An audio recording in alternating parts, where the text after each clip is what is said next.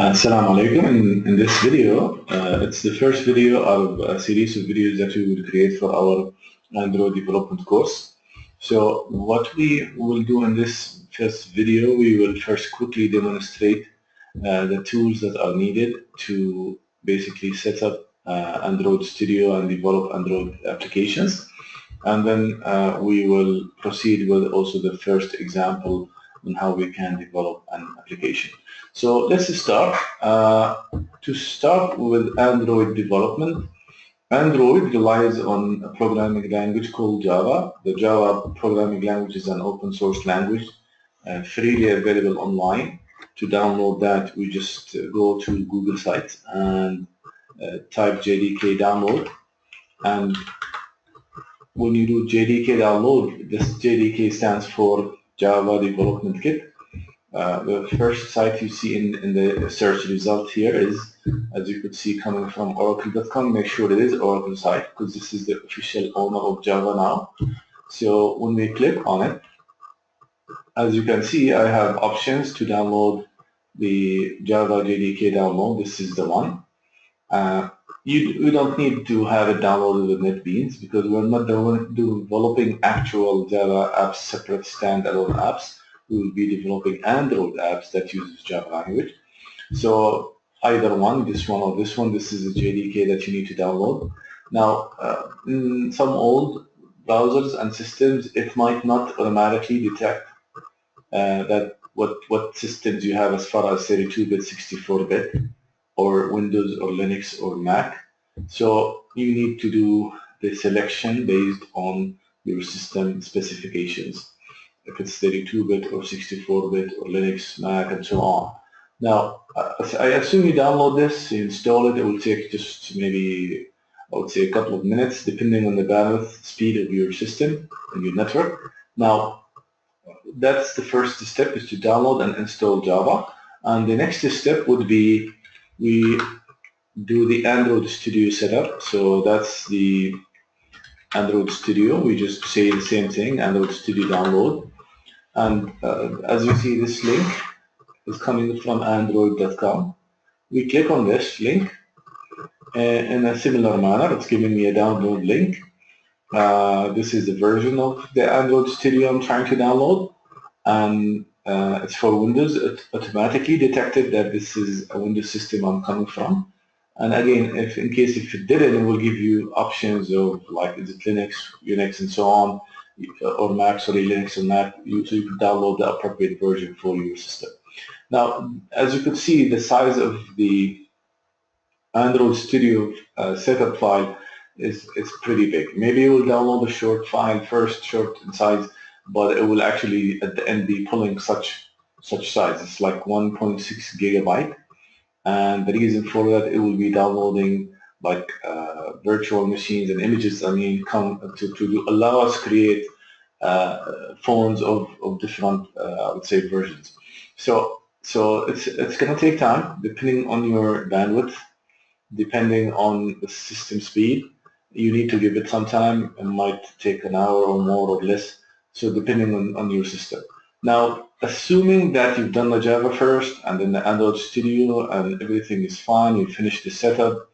So what's next? Next, you will have the Android Studio application installed in your system. And if you start that system, it will look something like that. Now, here, as you could see, I have multiple options in this quick start menu. So we want to show and demonstrate how we can create a simple Android application in this video. So let me just explain these just very quick. So going first with this window, as you can see here, this is the option that you will go by when you are doing a new project. And this option is if you are opening an existing project that you already did or somebody else did it before. Now, those are for, as you could see, Android Studio. You see the word Android Studio, Android Studio. But also you can import projects that are done in a different platform. In the past, Android projects used to be done using Eclipse. and Eclipse is an open standard IDE that can develop apps not just for Android but also for pretty much most of the common languages we're familiar with, C, C++, Java, and so on. So if you happen to have a project from all platforms and you want to use this in this tool, then I go with this option. So this is the option. It's a special option we rarely use in our class. We will be pretty much focused on the first two options. Now, assuming you are about to create a new project, so I will hit start a new project, and as you can see here, I have three, I would say, options I have to basically fill in. First, the application name. You will give this whatever name you feel your application. I'm just going to call it my first AND app, for instance, Android application. Now, this is the company domain. For the application, you must specify also the domain name that this application will belong to. Now, by default, it will put this exam.com and will append to it whatever computer system you're coming from. But you can change that. Now, if you are doing this just development and learning and practicing, you could keep this as a default. And this will be used inside the Android application as part of your package name. Now, if this is an application and they will be downloading this to the Android store, then this company domain name becomes important. It has to match whatever company this application will go under and so on. Now, this place, the project location, I would recommend that inside the documents folder in your system, that you create some folder where you will be storing all your Android apps. So this folder I've selected in the past before. You could change this, as you could see here from the browse button, and the system automatically will be creating a folder that matches my project name, as you can see. So that project name that I selected in here became a folder or subfolder inside this folder that will host all the files that will be created for this project. Now I will hit next. Here, as you could see, it's interesting. We have like the ability to create Android applications for a variety of platforms, different platforms. Although we will be focused on the first option in this course, which is basically doing apps for phones and tabs, but it's, as you could see, that the same Android Studio IDE can be used to develop apps for different options, such as the wearables and such as Android Auto components and Android TV components. Now, again, in this course we're focused in here, but this shows you that Google is planning to use Android Studio for more than just phones and tabs. It's using it for other products now, the wearables, for example, the Google Glasses and the Google Watches and so on. Those are developed using the same platform that we are actually using to develop for phone apps and tab apps. So now the minimum SDK option which you see under phone tabs, this is important, and the API level, as you could see, is something you can pick. And as I pick the API level, automatically it will be giving me a percentage of how many devices will be supported from the devices that connect to the Google Play Store. And as you could see, 17 is almost 73%, which is a high percentage, but it doesn't imply that all devices will be able to use the app I'm developing. So here, you're selecting a minimum API level. It's like the version 17 as far as API level. Notice how Android names the Android systems. It uses three ways, either a name or a version or an API level. So Jelly Bean or 4.2 or API 17, we're actually talking about the same system. Now, the same, I mean, Android operating system version. Now, here, so what we want to do is, I will leave it as a default, but I want to just explain one important point here so you'll be aware of it. if I take it, for instance, to API level 15, notice what happened, that the percentage of devices that can play my app, simply can install my app, has increased from 73 to 94, which means now I can cover more market segment as far as the number of devices that can install my app. So you might say, why not to go API 15 then instead of 17? Well, it is not always good to go back to like low API numbers. What happens is the lower the API number, the less the features that you can use out of Android, I would say SDKs, software development kit. So it is challenging. It's like you have to balance between, okay, what features do I need and how backward can I go? I mean, can I go even more, like 10? As you see, if I go back to 10, it's almost 100%, it's 99.7. But if you develop an app that uses only API 10, then you have kind of prevented yourself from using all the new features that Android came up with, Google came up with in all on their new versions that are after 10. So it's something you have to balance between like how far can I go back, and Google, this is their recommendation. It's by the default is 17. It's something you've got to study, and also the application you are developing, the requirements of that application mandates what, like, okay, what APIs does my app need, and this is something important. Maybe your app requires an API that is not available in 17. It's only available in 19, as an example. So in this case, even 17 as a minimum is not an option. So the app also has its requirements that you need to follow, and this is also continuously changing. So you would need to check as you connect to Android when you do an app. Those percentages keep changing over like time, like every few months. They will keep changing because simply new phones join the market and with higher API, and so you need to continuously keep checking this so you know what the status of the market is. Now, I will keep it the default as I mentioned. I'll hit next.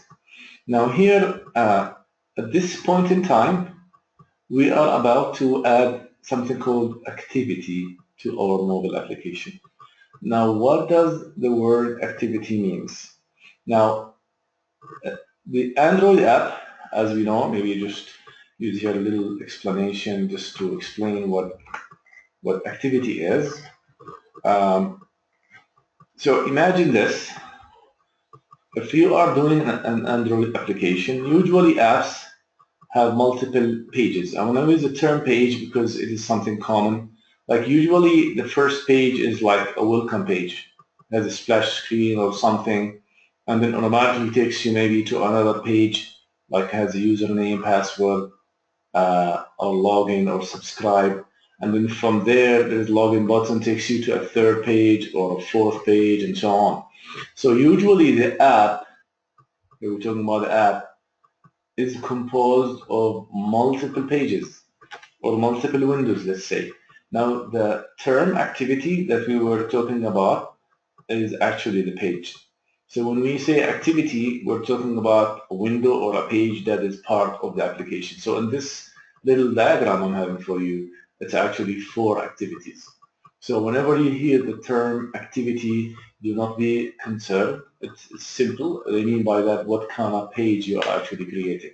I'm using the term page just to make it simpler, although it is not the accurate term. Accurate term is just to use what actually Android uses, which is the term activity. And as we go along the course, you will see activity is completely different from, like, for instance, the concept of a web page or the concept of a window in traditional Java or C# and so on. Now, what is this page all about? You are about to add an activity, because if you are creating an application, it's most likely composed of 1 or more pages. Now, this step allows you to select the design of that first page you will be adding to your application. So I have multiple options, like a page that has a Google Map, a page that has a login options, a page that has, for instance, scrolling capabilities, and so on. Now, at this point in time, we're just in the beginning. We're not gonna go do fancy stuff. What we will do is just we're gonna pick empty activity. And there is a reason for that, because we want to see how we can build a page from scratch. What do we get? This will give you the least, not pretty much nothing added for you. Very minimum code will be given to you, and you have to do the work. But those other ones are good if you are, for instance, doing a page that will most likely contain a Google map. Then you could save a lot of time if you simply pick Google Map activity as I would say, the template for this page.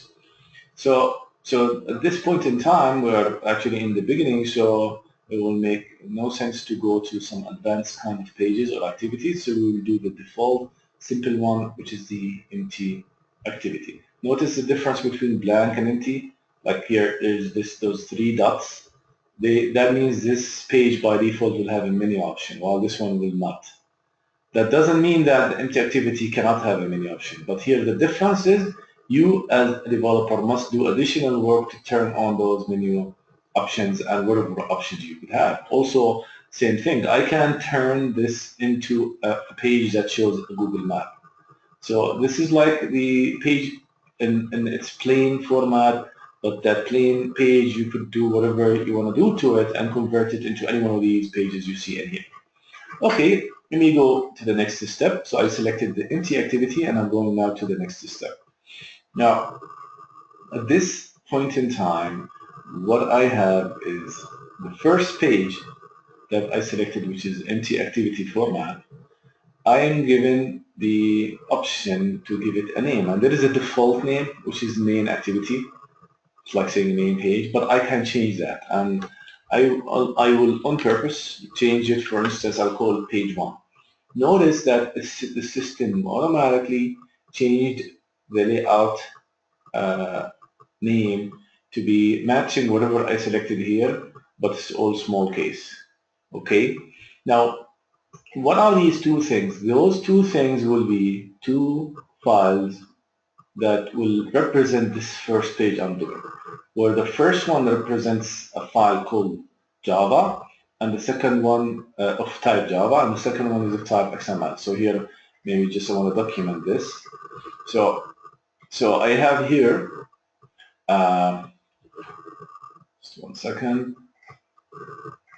I have here, as a result of this, we will have two files generated.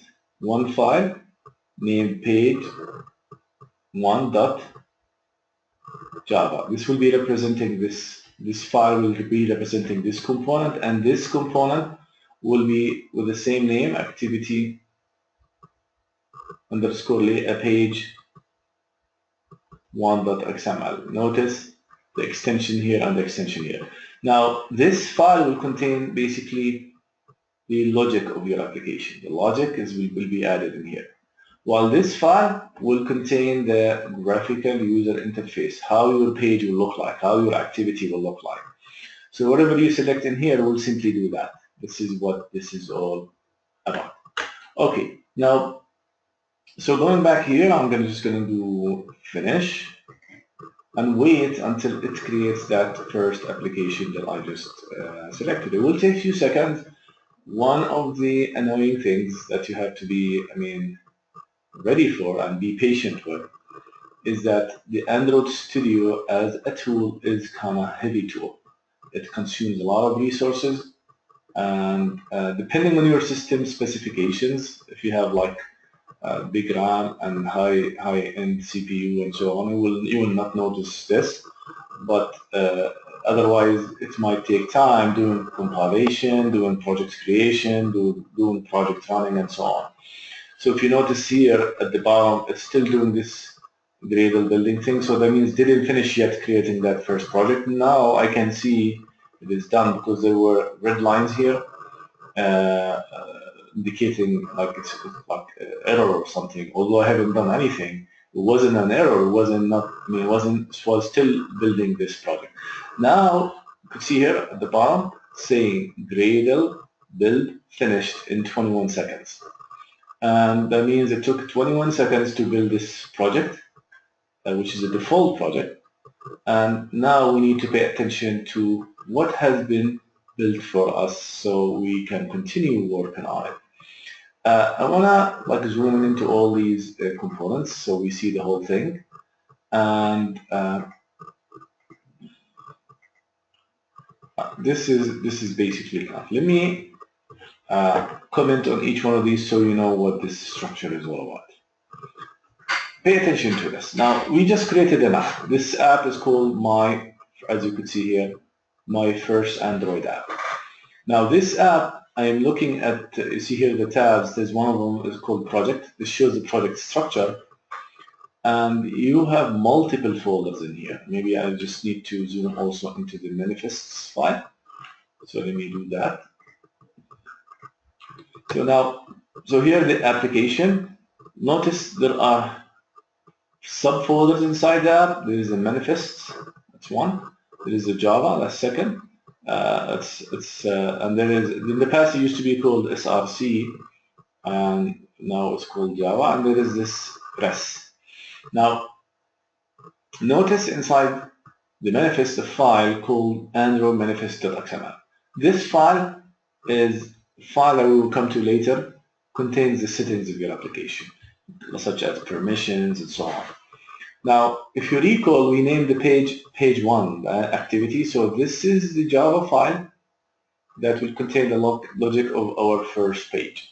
Now notice it's under the same package name that we have seen in the beginning, which is content example, whatever it is, that you could change the domain name. Now, there is another folder under the Java file which is called application test. This folder has a special purpose. It allows us to do unit testing on an Android application. Also, we will come on and discuss this toward the end of the semester. Now, there is another important folder that is equally important to the Java folder. Let me just highlight this now, which is the RES folder, stands for resources folder. Now, the RES folder, as you can see, it contains many subfolders, and those are the default ones. And in some applications, you might end up adding even more. Now, there is this drawable, which contains the images used by your application. And then there is this layout. And if you recall, during the project creation, we have seen two files. One of them was a page1.java, and one of them is activity_page1.xml. So this is the XML file that represents the GUI, or the graphical user interface of that page. There are other files that we will be using as we go along the course. Like one of them is used heavily, which is the strings.xml. So for now, let's not worry about the strings.xml and just proceed with our application. So now, what do I need to do next to basically get this process of creating an Android application? I want to do a very simple application, just a button with one little action. So here, as you can see, I have this component I will be working on first, which is the layout. Once I'm done with, I'm going to be working next on the Java file, which is the page 1. So what would I need to do here? I have to design my page, how it looks like, whatever components I have to have in. And then once I'm done with this, I will go to the page 1 and do the logic. So let's do that. I will click on the layout. Notice this. The layout has here at the bottom, as you could see, two tabs, Design tab and Text tab. So this represents how the page looks like by default. So now I'm waiting on it to finish rendering. So now it just did. Let's just remove this. I haven't done anything, so there is no problem, but this just comes by default. I will just delete this. I'll click on the X. This is how the page looks like by default, as you can see.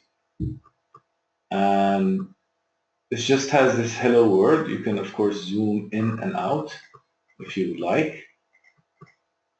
Now, if I go to text, that same page I'm seeing in the design mode, because currently I'm in the design mode. If I click text mode, that same page you were seeing in the design mode, this is the actual code for it written in XML formatting language. Now, so it's like selecting relative layout, and inside it, it has this one component called text view. Let me do this. What I want to do, I want to go to this hello world, which is added by default, highlight it, and just click delete. Press the delete button to delete this. I just want to show you how we can do simple thing. We will click on those. You see those are used. Those are basically layouts, widgets, views. As you could see, of different types: text field views, containers views, datetime, and so on. We will be using many of them during the course. This is what I want to do first. I want to click on this, and basically I want to grab it to be in the middle. Notice here I'm doing alignment at the top. It's showing me this is center horizontal, means it's in the center horizontally and aligned to the parent, to the top. So I put this here, and notice what I will do next, and on purpose I will double click on it and set, there's text and ID. I want to set the ID to be TV1. Let's just make it simple. TV1. And I will set the default text to be, for instance, the word example 1. Okay. So now, if you click on the text window, it's automatically added a component of type text view. This component is actually, it's a view or widget. Sometimes they use the term view, sometimes it's a widget. And that view, as you can see, it has lots of attributes. Those are attributes that are used to describe this component. Its width, its height, the default text, what's the ID of it. Remember, I selected TV1, so this is the ID, and some other information. But this is a relative layout. Now, so this is usually the first step, which is basically dragging and dropping views from the left side to the application activity graphical user interface. Now, which one do I grab and put here? Which one do I use? This depends on your application. Your application actually dictates what it's supposed to have. And if we are talking about real-world scenarios, this is usually an application that goes through the development life cycle. Some analysis has to be done in the beginning, and then the design in the next step. So application prototype, screen designs, and so on. And then the developer will be given, here is the design, just do it. He/she has to stick to that design and start using whatever views that match or the design needs. Now, with time, we will know what's the difference among all of these. But at this point in time, I want to make sure, like we know just briefly the most common ones that we'll be using. This text view means it's a view that allows only shown text. Text can be viewed, but you can do nothing with it other than viewing the text. There is this button. I guess everybody knows what button is. I'm going to add a button, and notice I will put this right below TV1. And on purpose, I put it there, and so we just do a little action with it. Now, there are other ones: checkbox, radio button, radio group. There is this edit text. The edit text is, I'm just going to put this below the button, and again on purpose. Let me just do Control Z.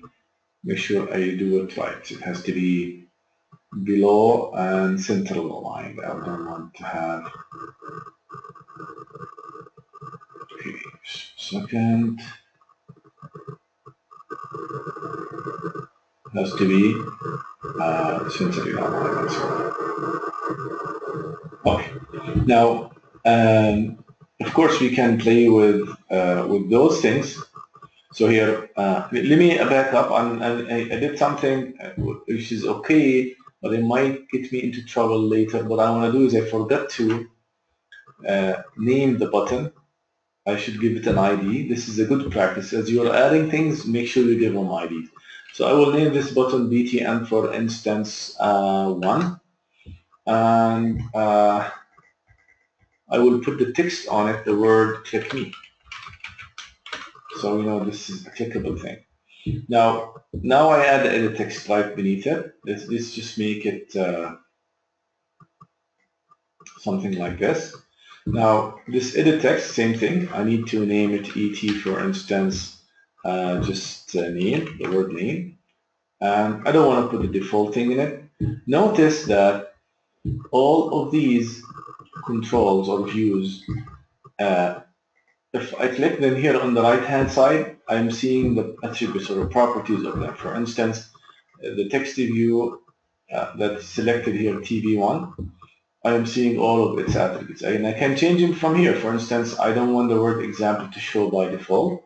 So I could scroll down, look for the text, and change it from there. Same thing applies to click me, and same thing applies to edit text. Like one thing I want to do on the edit text is this. Notice this. I want to change the default width from wrap content to match parent. Notice what happens the minute we do that. This is like matching the width of the parent. Now here, so just make it at the width of the screen. So this was wrap content and wrap match parent. The difference wrap content, its width means according to the contents that's in it. And match parent means make it as whatever container contains me, which is in this case the whole layout. So that's why it's at the width of the layout. Now, what's the difference among these three things? Simple. Three different types of reviews. One is just to show text, one to allow action, which is button to be clicked, and one to allow inputting and outputting text. This is allowing text to be edited. If you are coming from, for instance, other development environments, sometimes they call this text box, and this is called label. So the label here is known text view, and this is known as edit text instead. The button is a button. So now, if I click on the text option, now I see those three things I just added, which are the text view, the button, and the edit text, all available there with all the specification I have to actually put. Now, so what we want to do next is, let's see how can we go and do some action in those screens. So now what I will do is I'll hit save to make sure those changes have been committed. And now I want to move to the code part and start working on the code part of this page. So I will do go to page 1, which is under the Java folder. And notice now I'm opening this, it's showing code and written in Java programming language. Now, at the top of the code, if you recall, we had a domain name to select during project creation. This is the domain name, and this is the name of the app. The system automatically creates a package. This is a Java thing. It's a package that will contain all the classes that belong to this application. Now, after this, we have automatically added 2 import statements. Those 2 import statements will allow us to use libraries that belong to, or classes that belong to Java. For instance, here I'm using app compat activity for compatibility, and that activity, since I'm using this, I have to import its corresponding class. Same thing for bundle, which is used in here. So any class that is external, not included by default, you must import it into the import section. Now let's look at the first page structure. This is the page 1, and notice that in Java, the class name must match the file name. Okay, so you have page 1 must be page 1. Now here, this class this is created by default. I haven't typed not even one single character so far or key. So what what this is all is about, that Java is trying, or sorry, Android Studio is trying to make your job easier as a developer by creating the basic template of the class. So here's a class created, its name, and it automatically extends from add compat activity. In the past, it used to be something like this. It was extending from activity. Now, what happens now is for making some backward backward and sometimes forward compatibility. So it is inheriting from a special kind of activity, and this activity is a class that's built in inside the system. Here it is, it's imported, and this activity is the main job of it is that this class is not just any class. It's a class that represents an Android activity, Android page. So to give it all the abilities of a page, I must inherit from activity or any one of the types of activities, because there are several types. Now, the activity is supposed to contain one or more methods. By default, there is that one method, which is called onCreate, that is automatically added to the page. And inside it, as you can see, 2 lines are written for me. Now, we will come and describe all these things in detail, but I want to just explain simple application today, and later we will come and discuss that in more detail. Now, what do we have here? First, this onCreate, for now, let's think of it in a simple way. This is the function that will automatically get executed the minute the page is open. So if you run this app and this page is open, even if I have so many functions in here, this is the first function that will get executed. It is like the main function in C and C++ and Java. Like that's the first function that will be called by the system automatically. Here, we will not be typing main. We will not see main. We will be doing things differently. And onCreate is kind of similar to main, although it is not 100% identical. So what am I supposed to have in here? Well, what am I supposed to have here is that I start adding my logic here to this application. And I will be doing very simple thing. I want to add logic where that button, when it's clicked, it will change the content of the text to something else.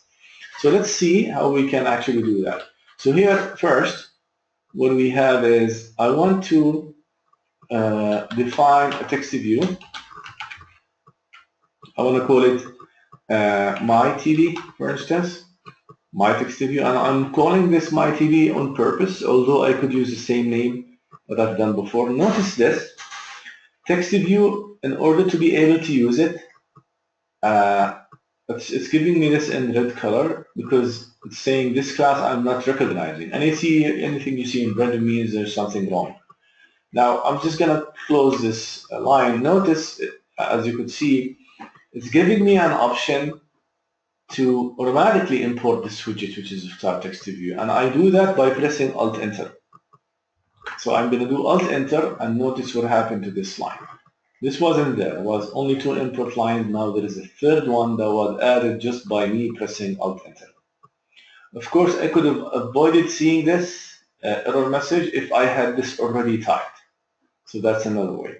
Now, in a similar fashion, I'll be adding the button. And as you can see, here it is.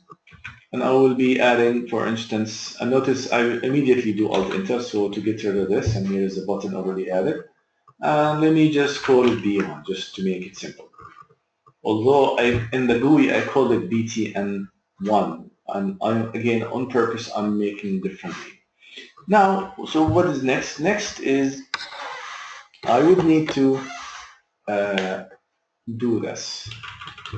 I want to be able to access the text view that's on the screen of that page. So what I do is I connect my variable, my TV1, to the one on the screen, and this is how it is done.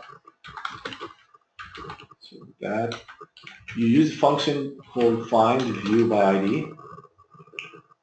Here it is. Notice this IntelliSense feature of Android Studio is very strong. I don't have to type a lot of things. I'm just doing r.id. Here it is, TV1. Let me just stay here for a few seconds commenting on this line that I've just added. What have I done? Remember, in the page we just added in here, we had a text view called This Is It. That text view is named TV1, and it's inside the layout file, which is part of the page. Now, on the Java code, I define a variable of the same type, but it's named myTV1. And in order for me to be able to access that text view, which is TV1, I said the minute the page starts running, please connect this reference variable, to this one that's on the screen.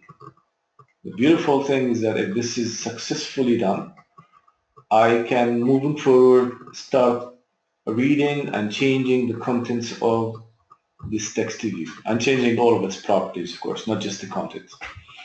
Now, this find view by ID is a method I can always call if I want to connect to something on the screen. It will return a reference to an already created text view on the screen.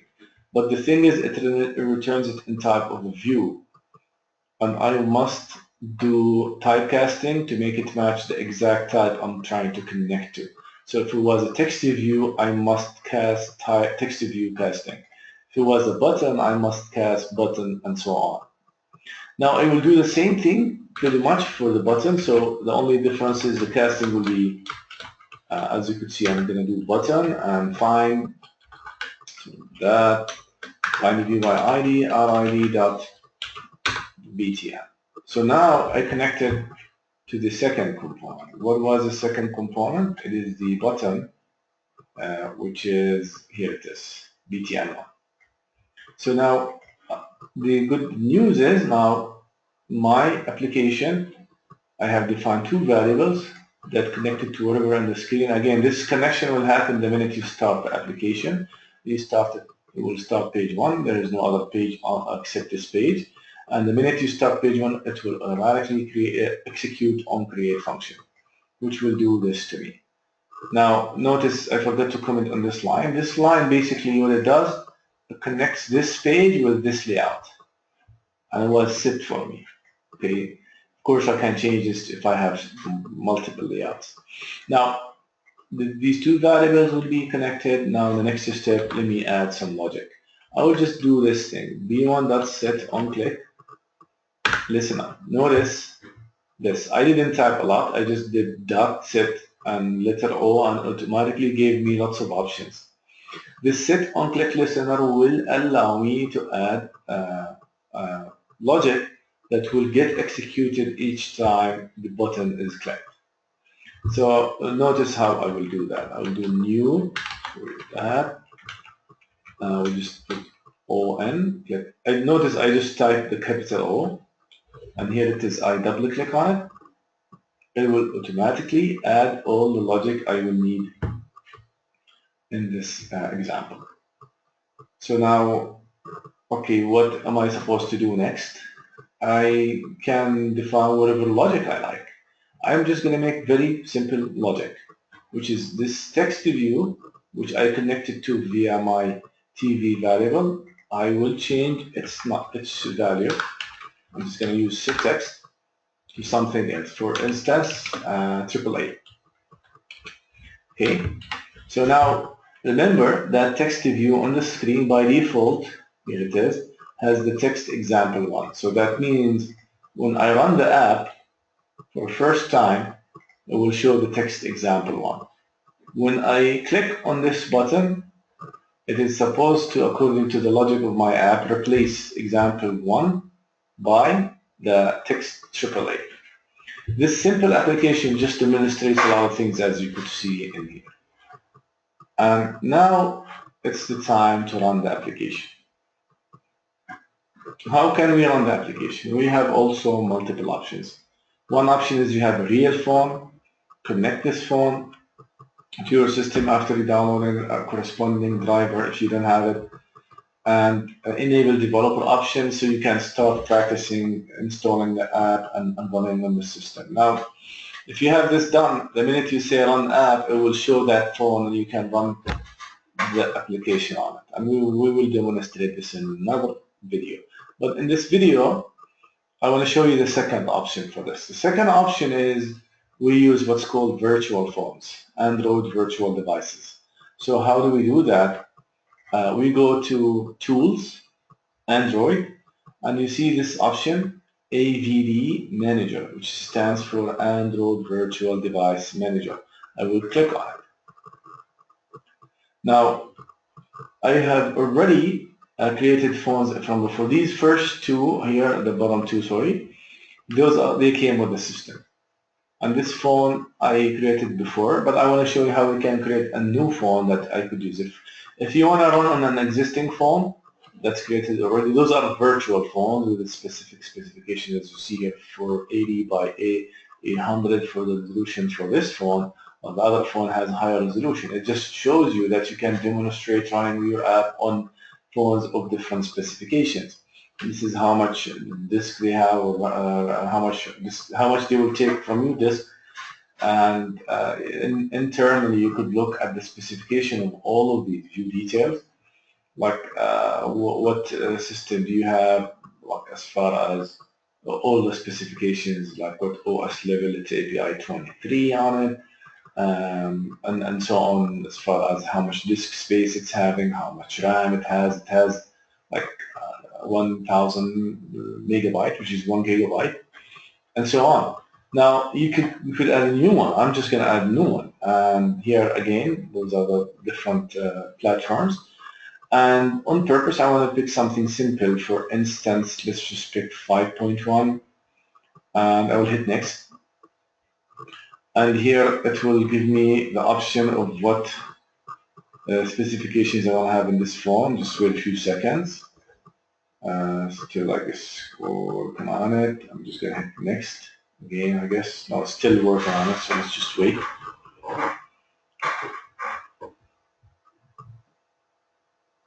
As I said, this is time-consuming and resources-consuming platform, the Android Studio. Now here, this is, I can name it to whatever one I like. I'm just going to call it My Phone 10, for instance.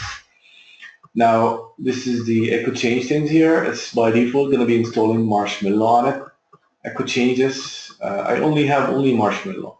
But if I want to put something else, I have to do download for it. For instance, if you want to go backward to something else, like now we're in 23. You could download something new like 25, or go to previous versions, as you see, Lollipop, KitKat, and so on. Okay, so I'm just going to keep it with the one I have. Now, like common options I usually do is this. For instance, I use the store snapshot. Of course, you have to turn this off if you want to do that. And what is this for is that it will make faster startups next time. Only first time will be slow, and then after that will be loading from a snapshot. You could click Show Advanced Settings if you want to do further like definitions, like RAM is 512, and the heap by default is this much. Storage size, like you could reduce it if you think this is too much. So, I by default exited out, but let me just do it again.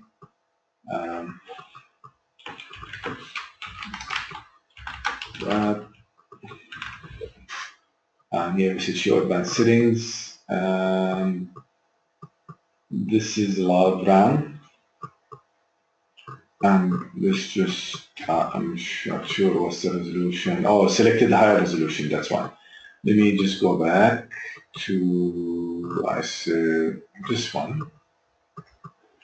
So now this one, I went back to 500. Maybe I want to make the internal storage, let's just make it 50. Okay. For whatever reason, it's not, don't want to click escape.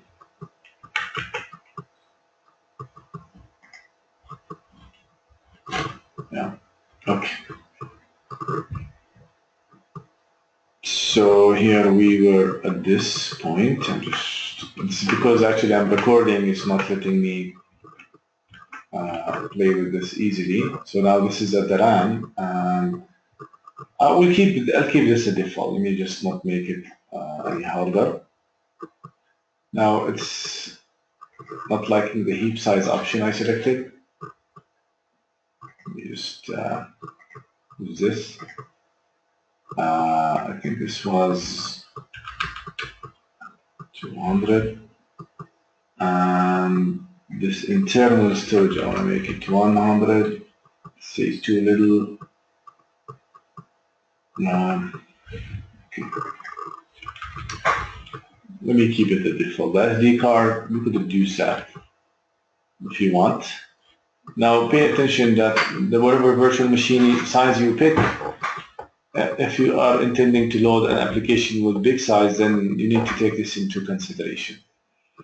And most important for me, the snapshot option, I already did that. Okay, I'm just gonna hit finish. Now we'll show a new phone that will be called My Phone 10. Just wait a few seconds. It's saving that Android virtual device specifications.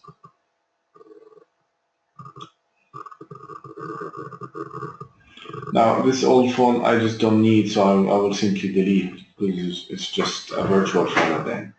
Now notice this phone is ready. I just click play. Now the minute you click play, it will take time to start this phone. Notice the Android emulator has started. I want to show you one thing here so you pay attention to.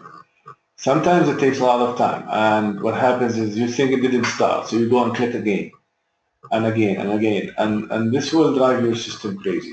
What you're supposed to do is to make sure that you click on it, start the task manager, and from task manager, I'll just wait a few seconds, it's taking time because it is doing this loading the phone. This is time consuming process, as I said, and resource consuming. So what happens is I will check on the task manager of Windows that the emulator process is started. And so all I have to do is just to wait. So let's just wait a few seconds. Here is the task manager coming. And if you look here, I'm going to order them by name. Here is the emulator. And so far it's showing only like 45 or whatever megabyte. That means it didn't load yet, because the minute the emulator is loaded, you will see here whatever RAM you reserved, it will be something close to that. If you recall, I reserved like half a gig, 500 megabyte. So it will load this here. Here in the RAM, sorry, I'm looking at the disk. Here it's only 18 so far. This is the disk consumption speed. Now notice now the emulator open, so as you could see, the RAM is pretty much 500 plus megabyte. So it took a while to get to this point. Now here, that virtual phone has started, but also I need to wait until it finishes booting, because this is pretty much like a real phone, although it's not, it's a virtual one. But it's a phone I can practice with. Okay, it's a phone that I can practice with.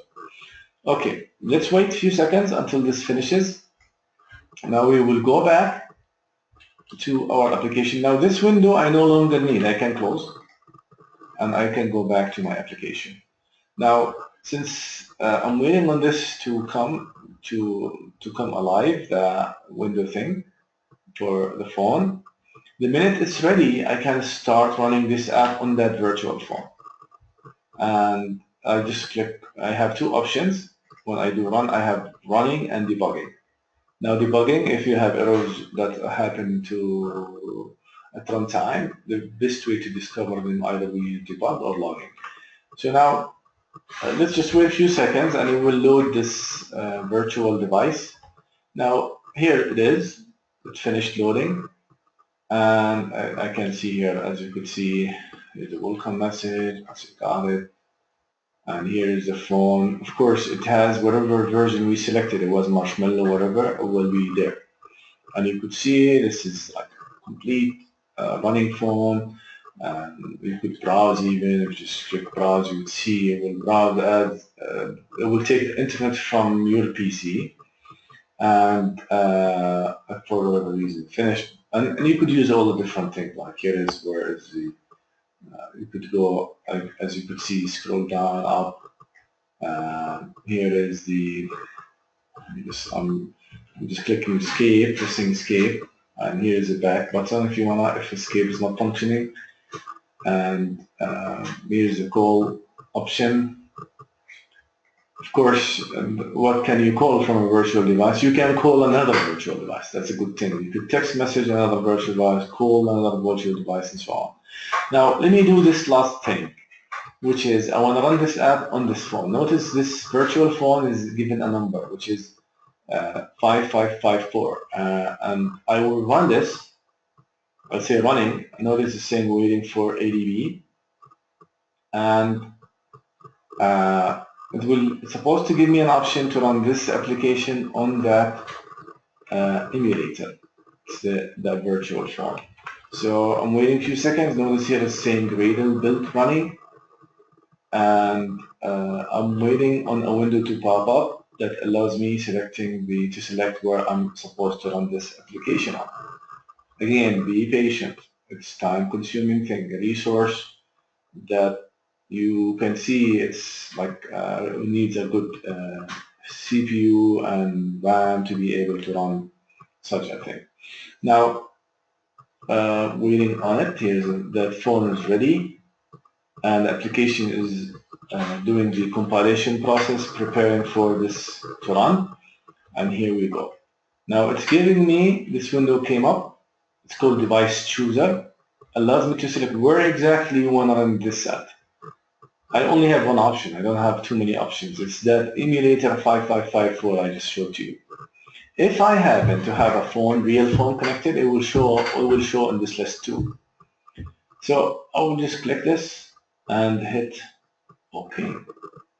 Notice here what it's doing. It's uploading the file to that virtual device, which is this one here, and it's installing the application, and it will be running the application.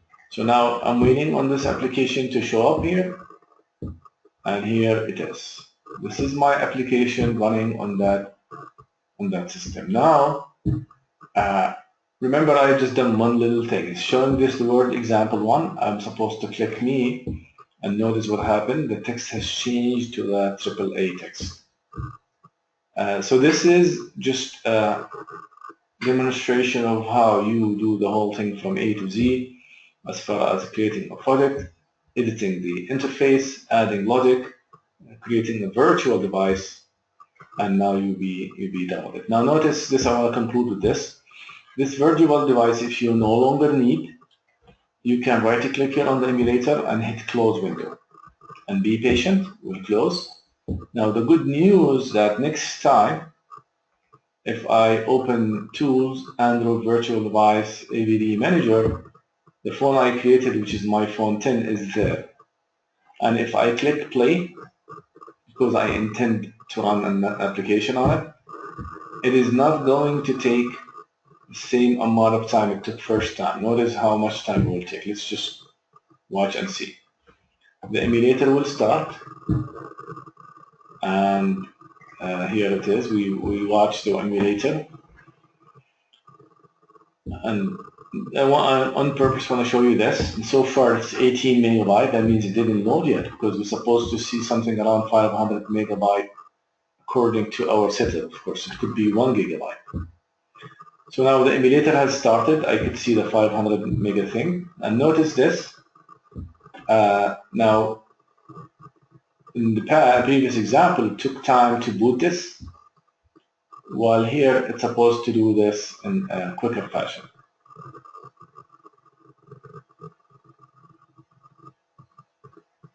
Let me just see here.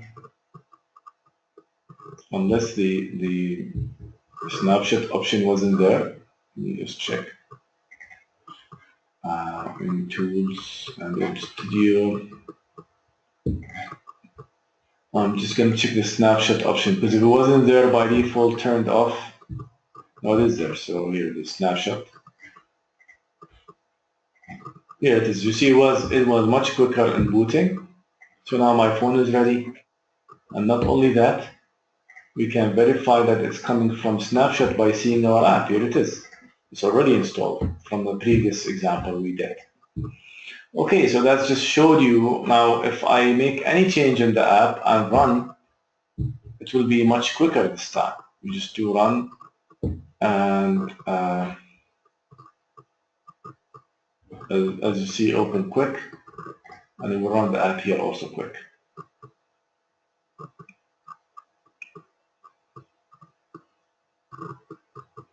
It's installing and running the app, as you could see. So this demonstrates how you do the whole thing. I hope it was a helpful exercise. Thank you very much, everybody, for watching. Thank you.